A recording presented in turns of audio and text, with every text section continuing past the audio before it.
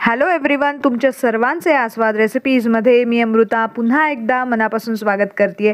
आज बाजारातून मी हा लाल भोपळा आणलेला आहे आणि आज मला लाल भोपळ्याच्या ह्या गोड घाऱ्या बनवाव्याशा वाटल्या, त्यामुळे मी आज तुमच्यासाठी या भोपळ्याच्या सर्वात सोप्या पद्धतीने भोपळ घाऱ्या दाखवणार आहे।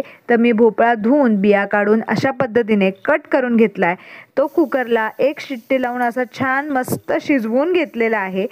तुम्ही बघू शकता मस्त मऊ शिजलेला आहे। आता सुरीच्या मदतीने आपण खालचा जो पोर्शन आहे तो कट करून घेणार आहोत आणि सर्व जो गर आहे भोपळ्याचा तो ह्या भांड्यामध्ये काढून घेणार आहोत। अतिशय सोपी आणि मस्त पद्धत आहे, तुम्ही जरूर बनवून बघा, तुम्हाला नक्की आवडेल। आणि जेव्हा तुम्ही बनवाल तेव्हा ती कशी जमली हे मला कमेंट करून मात्र नक्की सांगा। अशा पद्धतीने मी सर्व भोपळ्याच्या पीसेसचे असं खालचा जो पोर्शन आहे तो काढून घेतलेला आहे आणि मॅशरच्या मदतीने आपण अशा पद्धतीने छान मॅश करून घेतलेला आहे। हा भोपळा तुम्ही बघू शकता मस्त मऊ शिजलेला आहे आणि अगदी सोपी पद्धत आहे।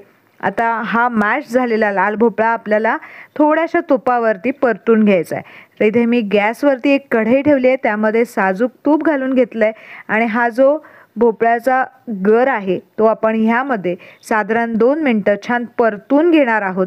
गॅसची फ्लेम तुम्ही इथे मीडियम ठेवू शकता। जेवढा भोपळ्याचा गर आहे तेवढाच आपल्याला इथे गूळ यामध्ये ॲड करायचा आहे, त्यामुळे काउंट करून आपण इथे भोपळ्याच्या गराच्या इक्वली आपण इथे गूळ टाकलेला आहे।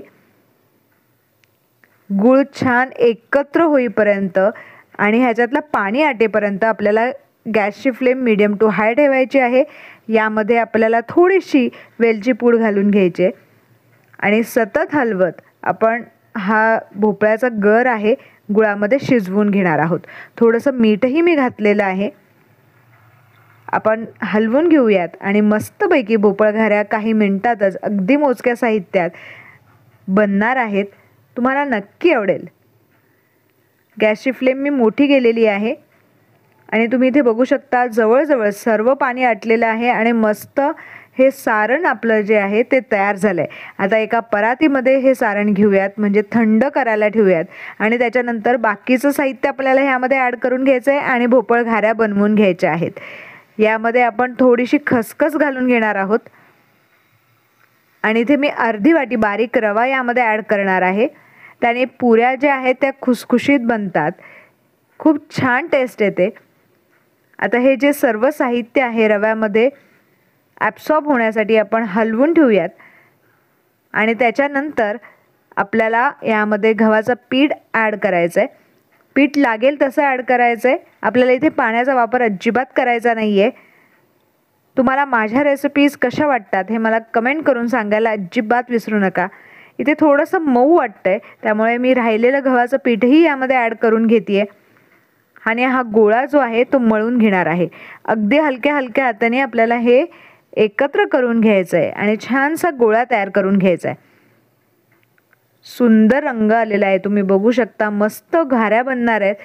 आता हे मिश्रण आपलं जे गोळा आहे तयार झालेला आहे त्याला थोडासा तेलाचा हात लावून घेऊयात आणि त्याच्यानंतर त्याचे छोटे छोटे गोळे तयार करणार आहोत। पुरीच्या आकाराच्या आपल्याला या घाऱ्या बनवायच्या, त्यामुळे छोटे छोटे गोळे तयार करून लाटून घेणार आहोत। थोडंसं पीठ लावायचं आहे आणि जाडसर अशी पुरी आपल्याला इथे लाटून घ्यायची। तुम्हाला ही रेसिपी कशी वाटते हे मला कमेंट करून सांगायला विसरू नका। अगदी सोपी पद्धत वापरून हे आपण भोपळ घारी किंवा भोपळ्याची पुरी बनवतोय। आता इथे मी एका साईडला तेल गरम करायला ठेवलेलं होतं। गॅसची फ्लेम आपल्याला सुरुवातीला लो ठेवायची आहे, नंतर मीडियम फ्लेमवरती ही पुरी तळून घ्यायची आहे। सुरुवातीला एखाद मिनिटभर अजिबात त्याला हलवायचं नाही, 1 मिनिट झाल्यानंतर आपण त्याला उलटून घेणार आहोत आणि मस्तपैकी ही पुरी दोन्हीही बाजूने मस्त सोनेरी रंगावरती आपण तळून घेणार आहोत। खूप छान सुगंध सुटलाय, याचा आस्वाद मी घेणार आहे, तुम्हीही जरूर घ्या। आता पटापट आपण बाकीच्याही पुऱ्या तळून घेणार आहोत। मधल्या वेळेत काहीतरी खायचं इच्छा होते त्यावेळेस अशा पुऱ्या तुम्ही घरच्या घरी बनवून ठेवू शकता, 4-5 दिवस सहज टिकतात। त्यामुळे ही पुरी तुम्ही नक्की ट्राय करून बघा। या भोपळ्याच्या तिखटही पुऱ्या केल्या जातात. तुम्हाला हवं असेल तर तुम्ही मला कमेंट करून सांगा, मी तीही पुरी तुम्हाला दाखवणार आहे. सुंदर अशी टम्म फुगलेली पुरी आपली इथे तयार आहे. मस्त झालेल्या आहेत ह्या भोपळ घाऱ्या किंवा भोपळ्याच्या गोड पुऱ्या. सुंदर दिसत आहेत. आता तुम्हाला मी इथे एक मोडून दाखवतीये. आतपर्यंत मस्त शिजलेली आहे. अगदी न राहवता मी ही टेस्ट करणार आहे.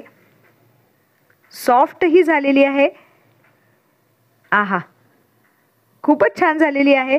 Thank you for watching my video. परत एकदा भेटूयात असे एक छान रेसिपी घेऊन.